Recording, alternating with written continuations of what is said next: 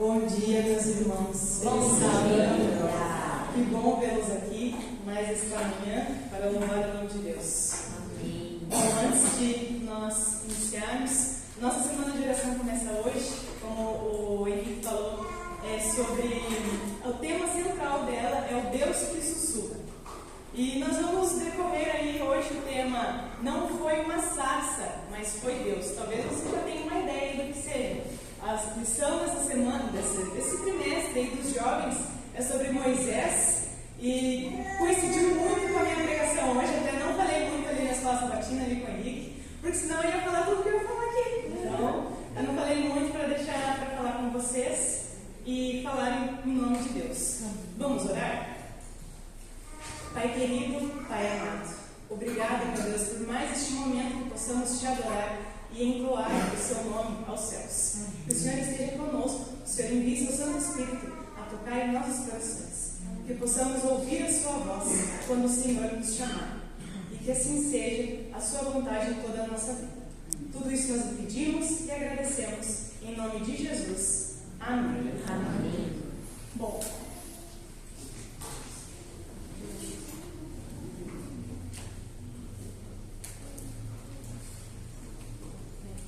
então hoje nós falaremos sobre o chamado de Moisés.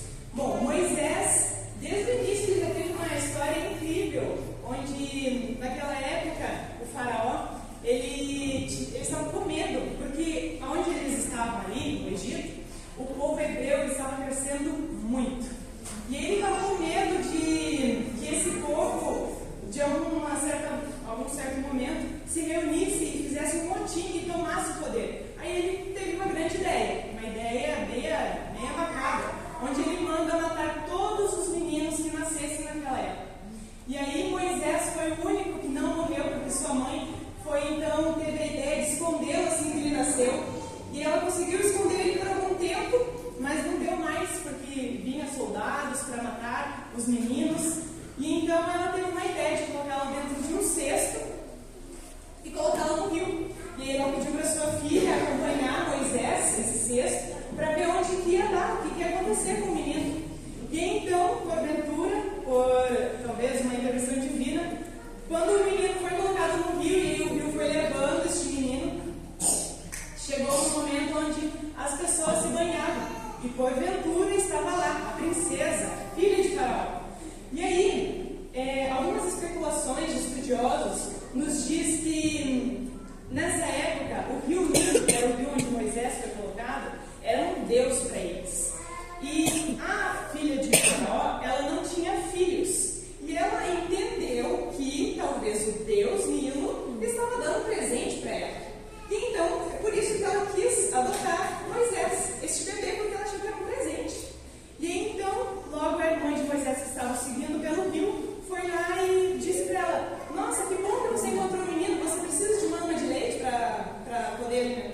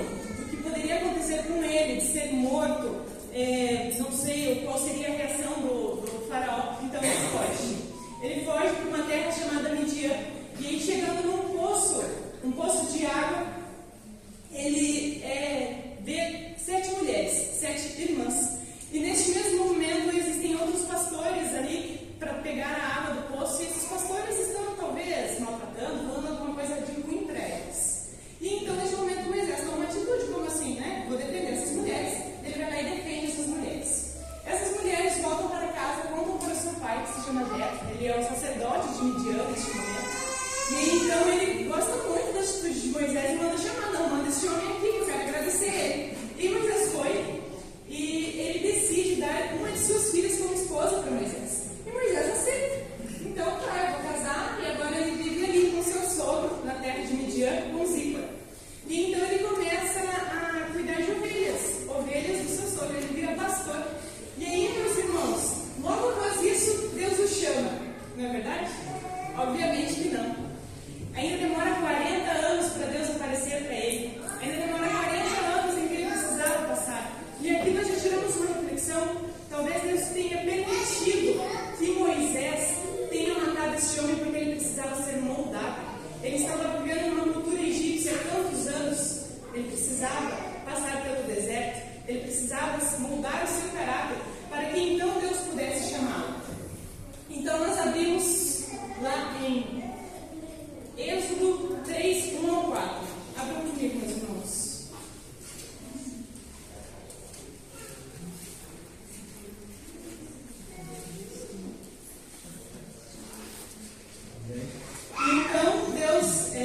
Então, Moisés estava apresentando as ovelhas como um dia comum. Nós também passamos por esses dias comuns de trabalho.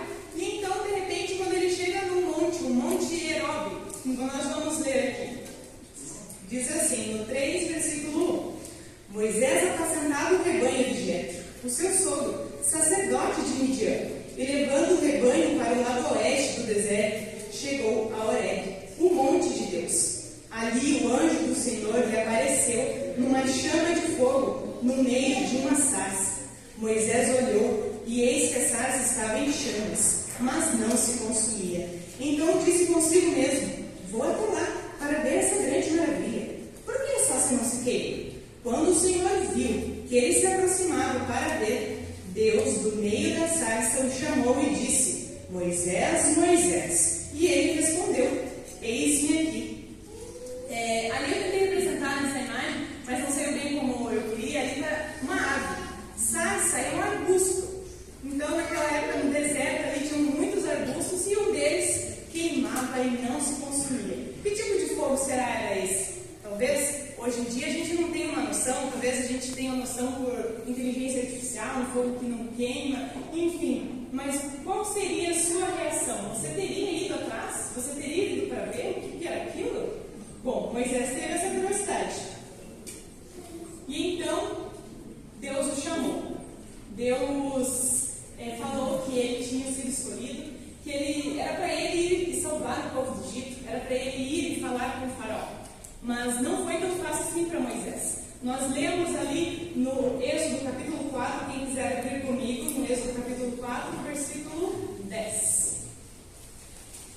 Que diz assim: no entanto, argumentou Moisés a Deus: perdão ao meu Senhor, todavia eu não tenho facilidade para expressar-me, nem no passado, nem agora que falaste ao teu servo.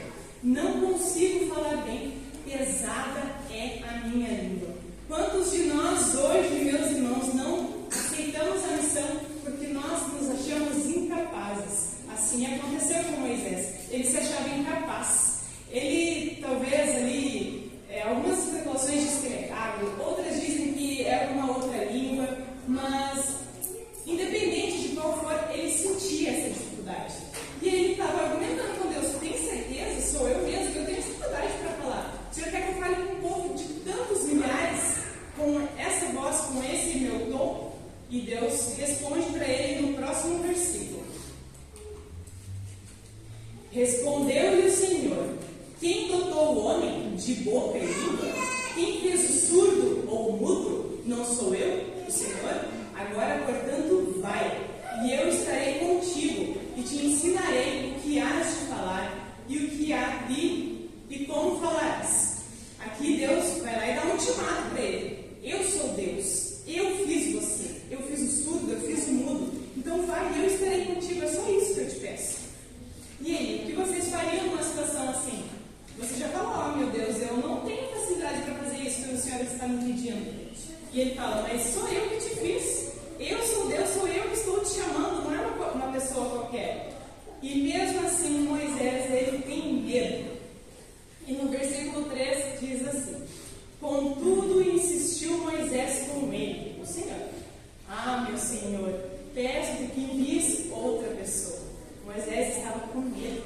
Moisés tinha dúvidas. Talvez ele já tivesse passado tantos anos ali esperando que Deus o chamasse, porque agora ele já está com 80, meus irmãos. Pode ser que nessa época as pessoas vivessem mais tempo. Moisés, o total de sua vida foi 120 anos, mas com 80 já é uma idade avançada. Às vezes nós oramos para que Deus nos responda e nós queremos uma resposta para amanhã, ou para a semana que vem, ou para ano que vem. E Moisés teve que esperar 80 anos. Vocês têm noção de quantos anos são? Muitas vezes nós temos que passar por deserto. Nós temos que passar por alguns momentos para que Deus possa moldar o nosso coração e o nosso caráter, para que assim nós possamos aceitar o seu chamado e estar convictos do que Ele quer para nós. Bom, eu cresci na igreja católica até os meus 9 anos, e aí teve uma tenda, né, um evangelismo na minha cidade. E aí, com os meus 10 anos, eu e minha família nos batizamos. E desde então éramos na igreja, estamos na igreja. E a partir dos meus 10 anos ali eu comecei a frequentar o Culto dos Trovadores, que foi um grande marco na minha vida. Me definiu até o momento de hoje. E, porém, na minha adolescência, ali pelos meus 16 anos, infelizmente eu tomei caminhos errados. Eu estive em lugares que não deveria, com pessoas que não deveriam. Porém, quando completei ali 19, 20 anos, eu senti um forte desejo de voltar para a igreja, de fazer o que Deus queria para mim. E aí eu voltei, mas neste primeiro momento eu não me rebatizei, porque eu estava em outra cidade, então eu apenas voltei para a igreja e continuei como se nada tivesse acontecido. E aí, passaram-se algum tempo, eu conheci o meu marido, nós nos casamos, e nós tínhamos um grande desejo de ser pais, de ter um filho. E aí, desde quando nós casamos, nós entregamos na mão de Deus, para que Deus fosse a vontade dele, para que quando fosse, né, de fato, a gente tivesse. Porém, esse bebê não veio. A gente esperou anos, e esse bebê não veio. Mas nesse meio tempo, desde quando eu me casei até o momento de hoje, eu sentia um chamado de Deus para a minha vida, para levar a mensagem dele, para pregar, seja em pregações, mensagens, talvez nas redes sociais, através de livros, mas eu negligenciava esse chamado. Assim como Moisés, eu achava que eu não tinha capacidade, eu era incapaz, eu não tinha o dom de falar, eu não saberia como falar, eu tinha medo, eu tinha vergonha, e eu não queria expor a minha vida. E então, e esse chamado ele sempre ecoou no meu coração, mas eu sempre fui negligenciando, até que 2 anos atrás eu decidi, não, mas se Deus tem realmente está me chamando, então eu vou me rebatizar na igreja. E foi então que eu conversei com o pastor, que porventura é o pastor Itamael, o pastor de vocês aqui, eu frequentava o Ouro Verde, e aí eu conversei com ele, expliquei a situação, e ele falou, de fato, Deise, você precisa se rebatizar. Então, ok, vou me rebatizar, me rebatizei, porém não foi fácil assim.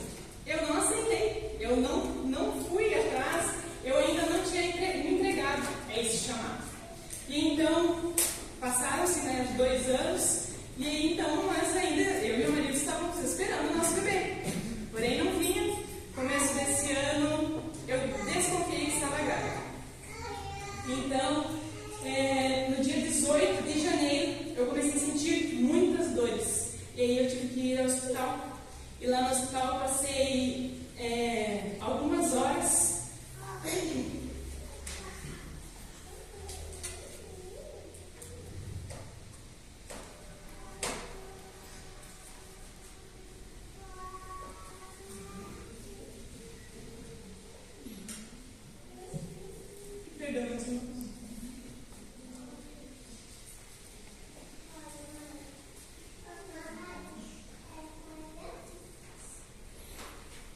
Passei algumas horas até ser atendida. Eu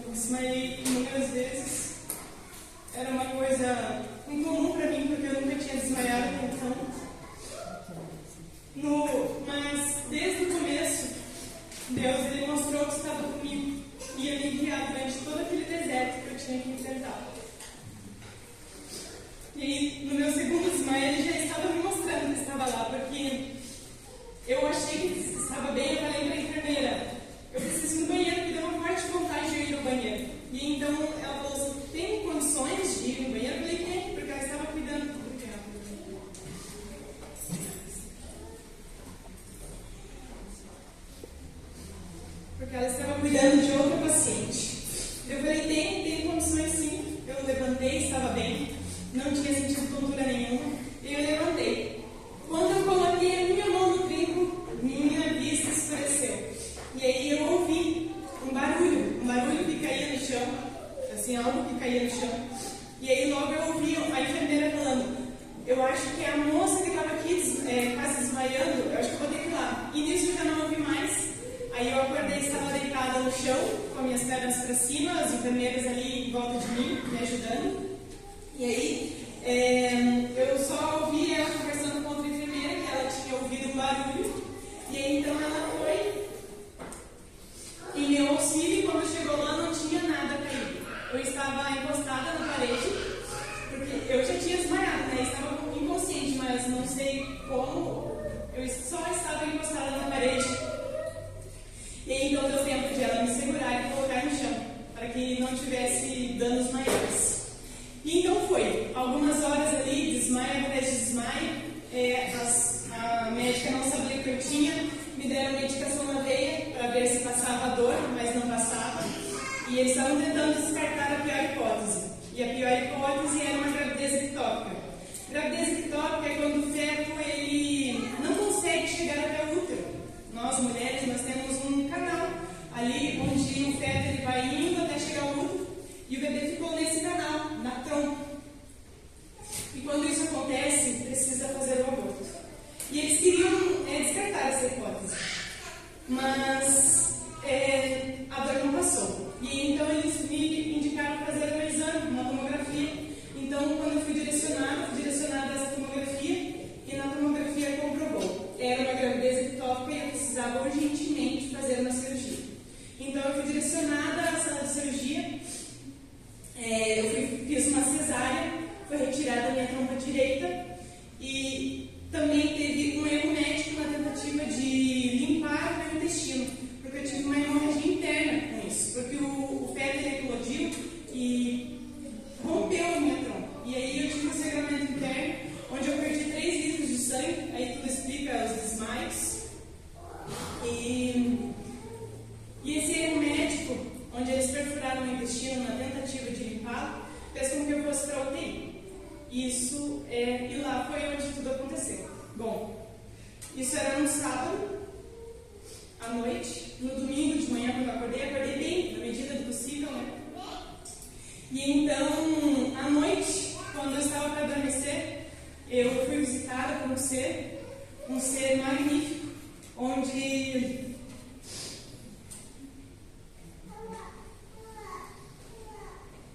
encosta as suas mãos no meu rosto e a sua testa, na minha testa, ele traz um consolo inigualável, algo que eu nunca tinha sentido até o momento. Um consolo maravilhoso, onde ele disse para mim, naquele gesto, que ele estava ali. Eu não vi algo de fato, eu senti a sua presença, eu vi como se fosse um esboço de um homem, e eu tenho certeza que era Jesus que estava ali ao meu lado. Amém. E aí os dias foram se passando. Naquela UTI tinha mais 8 pessoas lá, na mesma sala. Era dividido por biomas, uma marca da outra. E tinham pessoas entubadas, outras não. E tinha um homem específico que me chamava muita atenção. Mas não era uma atenção boa, era uma atenção ruim. E eu não entendia o porquê. E alguns dias foram se passando, e numa noite, novamente, quando eu estava para adormecer, eu fui visitada novamente. Mas nesta vez foi por seres malignos. E a partir daí eu entendi que eu estava numa guerra espiritual muito grande.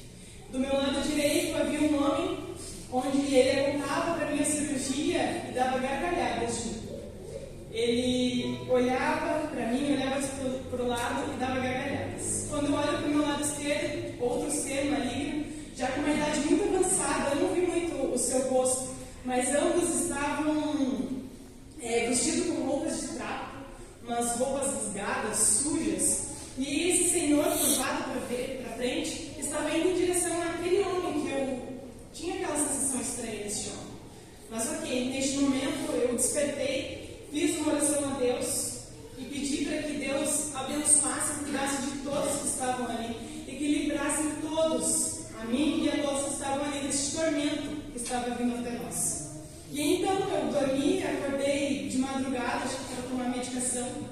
E então este homem que estava entubado acordou. Ele estava bem, ele tinha tido uma overdose, ele tinha apenas 22 anos. E então ele acordou e eu percebi que aqueles seres estavam com ele. Porque quando ele acorda, ele começa a olhar por nada para as paredes e dar gargalhadas malignas. Você percebia que era algo ruim. E então foi passando-se ali algumas horas e em um dado momento da manhã ele começou a falar. Porque ele ainda estava meio medicado, então ele não estava falando. Mas ele conforme foi passando, ele voltou a falar e ele conseguiu se comunicar. E então ele começou a fazer piadas maldosas com as enfermeiras que estavam lá. Piadas de mau gosto. E olhava para lugares e dava gargalhadas. De vez em quando ele falava: "Ah, é você, né, Lúcifer? Está aí?" Ou então: "Ei, você não está vendo ali? O bode está passando." E isso foi deixando aquele lugar um lugar muito ruim, uma energia muito pesada. Tanto que as enfermeiras começaram a discutir entre elas, começaram a não cuidar de fato assim, muito bem dos pacientes que estavam ali. Eles já não aguentavam mais, eles deram medicação para esse homem dormir de novo e ele não dormiu. Ele só deu uma leve assim, adormecida, assim, parece que ficou meio zen, e só. E ele continuou fazendo isso. E então eu disse: meu Deus, se é isso mesmo que o Senhor quer, que eu aceite o seu chamado, então hoje eu firmo um acordo contigo. Que se o Senhor me tirar deste lugar, que se o Senhor me curar, fizer um milagre na minha vida, então eu aceito o chamado que o Senhor tem para mim, que há tanto tempo eu tenho fugido. E Deus ouviu a minha prece, pois no mesmo dia eu recebi alta. Amém. E eu fui para o quarto, foi um quarto já que era só para ficar em observação, fiquei apenas mais um dia. Ao total foram 5 dias neste hospital. Dias que eu posso dizer que foi o meu deserto. E eu fui para casa muito feliz, com bastante debilidade, precisei de muito cuidado, porque graças a Deus me deu um marido maravilhoso, que sempre cuidou de mim. E estou aqui, neste momento, falando com vocês. Amém. Porque Deus me chamou e eu aceitei o chamado dele. Eu quero fazer uma pergunta para vocês.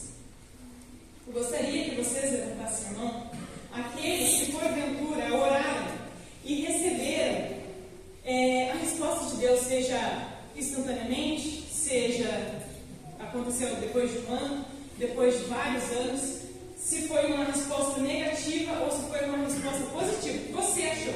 Eu gostaria que levantassem as mãos, por gentileza. Quem já recebeu? Que bom, meus irmãos, que bom. Porque isso é maravilhoso. Deus nos responde. E agora eu tenho uma outra pergunta a fazer a vocês. Mas essa pergunta eu não quero que ninguém levante a mão. Eu quero que vocês reflitam. Quantos de vocês têm respondido o chamado de Deus na vida de vocês?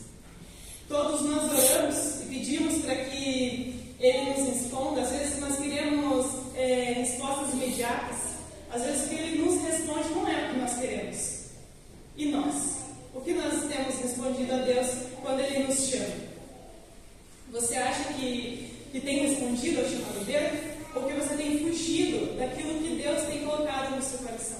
Porque o chamado é assim. Ele começa como uma luz no seu coração, um desejo de você ir e falar, ou então um desejo de voltar para os braços dele. É esse o chamado que Deus tem para a sua vida. E eu gostaria de convidá-los a aceitar esse chamado hoje. A voltar aos braços de Deus, a estar com Ele, que não precise Ele te levar ao deserto e permitir que você faça algumas coisas, para que assim você aceite o chamado dele.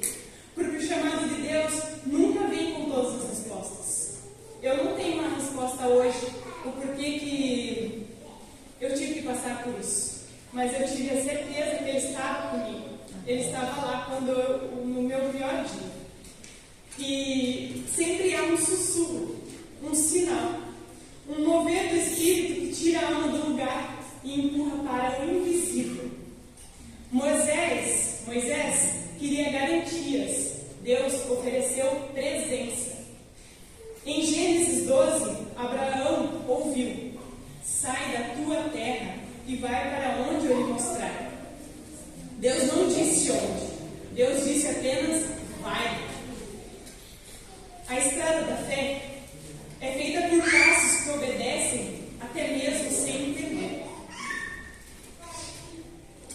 Quantas vezes esperamos por algo grandioso, quando na verdade Deus está falando conosco no nosso cotidiano, no nosso dia a dia, no nosso trabalho, quando estamos em casa, nos nossos finais de semana, quando estamos assistindo ou fazendo qualquer outra coisa. Quantas vezes rejeitamos o chamado por nos sentirmos pequenos? Quantas vezes nos sentimos indignos ou talvez sem perdão? E assim nós negligenciamos. Mas uma coisa eu digo para vocês, meus irmãos: não é o que você tem, é quando você disponibiliza. Deus age através de você. Porque Deus não chama os capacitados, Ele capacita os que respondem e os que se disponibilizam. Talvez você esteja sentindo esse sussurro hoje, um incômodo que não passa. Talvez você esteja dizendo: mas eu não sei falar, eu não tenho estrutura, e eu não sou como os outros. E de fato não é, e nem Moisés é. Mas Deus não perguntou o que ele tinha. Deus apenas disse: eu vou com você. E isso basta. A gente não precisa de mais nada. Eu vou convidar o João agora para cantar mais uma vez.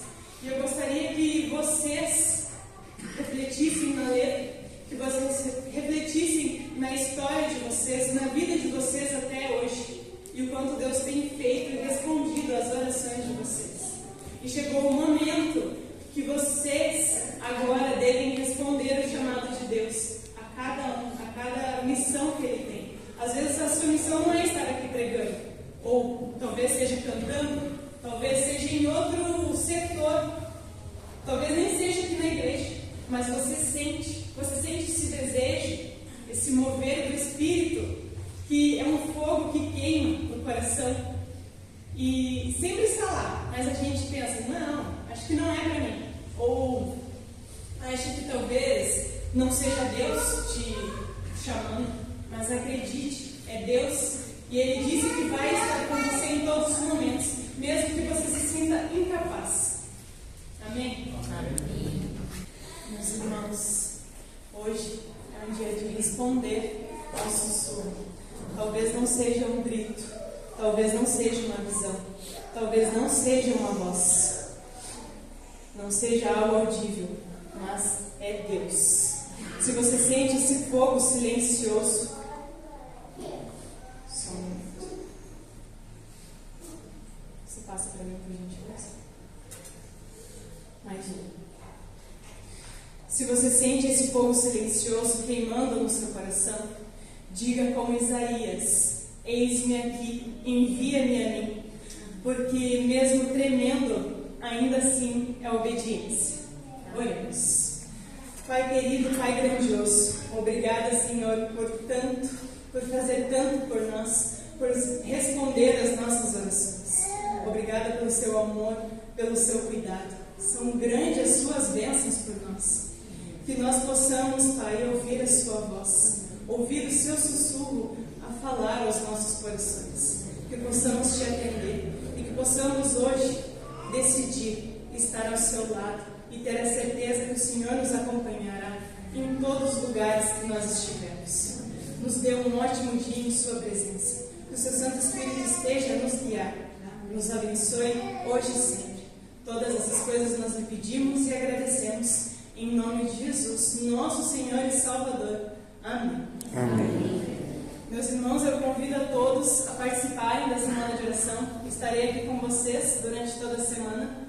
E será um privilégio, um prazer estar aqui com vocês. Porque a partir do momento que eu aceitei o chamado, estar aqui é uma alegria. Muitas vezes eu ouvia os pastores vindo aqui falando: que alegria estar aqui com vocês. E por certas vezes eu pensei: será que é algo decorado que eles falam? Todo pastor fala isso. Mas não, hoje eu sei. É algo que realmente a gente sente. É uma alegria estar compartilhando com vocês a mensagem de Deus. Eu queria deixar um outro recadinho para vocês. Esse é o livro que eu fiz, ainda não publiquei. Ali está minhas redes sociais, onde eu publico coisas relacionadas a Deus, mensagens de Deus para nós, de esperança, de fé. Se você quiser acompanhar, fique à vontade. Ali também está o meu WhatsApp. Não sei, talvez não tenha aparecido todo ele ali, mas se você pretende fazer alguma programação, se você é aqui da igreja ou de outra igreja, estou me disponibilizando. É só você entrar em contato comigo e assim nós podemos acertar o dia e como vai ser a programação. Um ótimo dia a todos, um ótimo sábado, que vocês possam ir para casa acompanhados de Deus. Amém.